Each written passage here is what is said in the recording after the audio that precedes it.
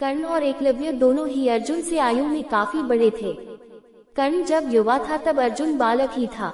बालक कहाँ युवा धनुर्धर की बराबरी कर पाता, लेकिन अर्जुन जैसे ही युवा हुआ उसकी प्रतिभा में अद्भुत निखार आया।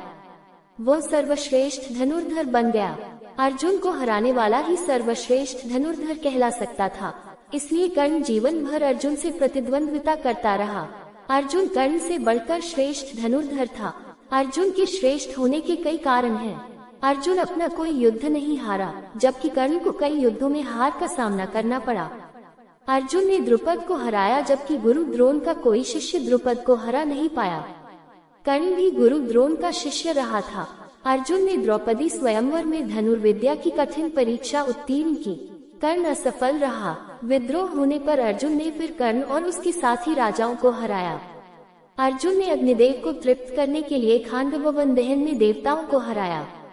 अग्निदेव और वरुण देव से गांडीव धनुष और 2 अक्षय तरकश प्राप्त किए।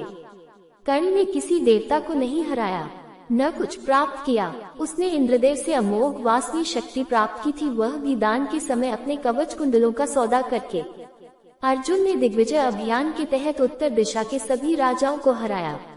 वह आज के नेपाल, चीन, मंगोल, कजाकिस्तान, रूस को जीतते हुए पृथ्वी के उत्तरी ध्रुव तक गया। कर्ण का दिग्विजय अभियान सीमित था।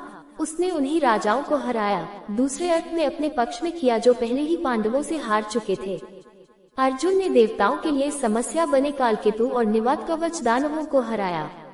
कर्ण ने ऐसा कभी नहीं किया। अर्जुन ने वन में रहते हुए उन गंधर्वों को हराया जिन्होंने दुर्योधन को बंदी बना लिया था। कर्ण गंधर्वों से हार कर भाग गया था। अर्जुन ने वन में रहते हुए भगवान शिव को प्रसन्न किया और महाविनाशकारी पाशुपत अस्त्र प्राप्त किया। कर्ण ऐसी कोई तपस्या नहीं कर पाया। उसने एक प्रण का जरूर पालन किया कि जब तक वह अर्जुन को हरा मात नहीं देगा तब तक वह किसी से अपने चरण नहीं धुलवाएगा और किसी भी याचक को खाली नहीं जाने देगा, उसे दान देगा। विराट युद्ध में अर्जुन ने अकेले ही भीष्म, द्रोण, दुर्योधन, अश्वत्थामा, कर्ण सहित कौरव सेना को पराजित कर दिया था। कर्ण अर्जुन से हार गया था। अर्जुन के पास गुरु से प्राप्त दिव्यास्त्रों के अलावा कुबेर, इंद्र तथा अन्य देवताओं, गंधर्वों से प्राप्त दिव्यास्त्र भी थे। कर्ण के पास केवल गुरु द्रोण और गुरु परशुराम से प्राप्त विद्या थी। अर्जुन निरंतर सीखता रहा, अपनी शक्ति बढ़ाता रहा। कर्ण ने गुरु से प्राप्त विद्या के अलावा और कुछ अर्जित नहीं किया। अर्जुन ने अपनी लगन, परिश्रम से सब्यसाची, दोनों हाथों से तीर चलाने वाला, गुडाकेश, निद्रा पर विजय पाने वाला, रात्रि में भी युद्ध करने में सक्षम, परंतप राजाओं को ताप देकर परास्त करने वाला जैसी उपाधियां प्राप्त की। कर्ण में ऐसी योग्यताएं नहीं थीं। उसके पास दिव्य कवच कुंडल थे जो उसे जन्म से प्राप्त हुए थे। उनके लिए उसने कोई परिश्रम नहीं किया था।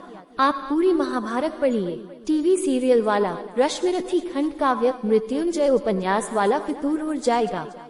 अर्जुन और श्री कृष्ण महाभारत के नायक हैं। अर्जुन सर्वश्रेष्ठ धनुर्धर हैं। अगर ऐसा था तो अर्जुन से श्रेष्ठ बनने के लिए परशुराम के पास क्यों जाते शिक्षा के लिए, जबकि गुरु तो एक ही था दोनों का।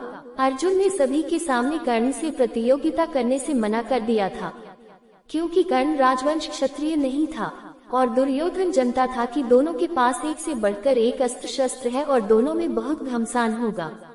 देखने में बहुत आनंद आएगा। इसी आनंद की अनुभूति में दुर्योधन अर्जुन को कर्ण से युद्ध करने के लिए उकसाने लगा। दुर्योधन की उत्सुकता इतनी बढ़ गई कि दुर्योधन ने दोनों का द्वंद्व देखने हेतु कर्ण को अन्य देश का राजा घोषित कर दिया। बाद में कर्ण ने अपनी बुद्धि और युक्ति से दुर्योधन को अपना मित्र बना लिया। महाभारत के युद्ध में दुर्योधन के कहने पर भी कर्ण ने इंद्र की अमोघ शक्ति को घटोत्कच पर चलने से मना किया, जबकि दुर्योधन और कर्ण जानते थे कि अर्जुन इंद्र शक्ति के सामने अस्त्र शस्त्र नहीं उठाएगा, घटोत्कच के मरने पर शक्ति चली जाएगी।